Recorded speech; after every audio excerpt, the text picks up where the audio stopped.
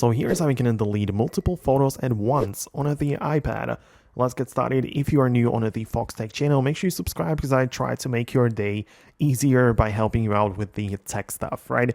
So you can open up the Photos app and go to your library so you can see all of your photos. And in the top right corner, we have the select button, which then lets you tap on the individual photos and videos which you want to work with or apply some effects to, right? So you can tap on them one by one, or even grab your finger like that and select them all very quickly, right? So you don't have to tap on the individual photos. You can just grab it like that and all of the photos will be selected.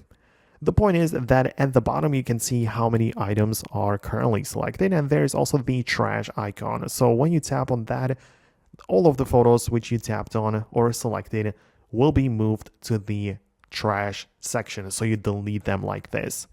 You should also note that the photos will be stored in the what's called recently deleted folder for additional 30 days before they fully be permanently deleted, right? That is for the case in case like you change your mind, right? You can go to the recently deleted folder and then recover your photos like that and perhaps move them back to your regular folders, right? So that's how it works on the iPad. Let me know if you managed to pull it off on your device.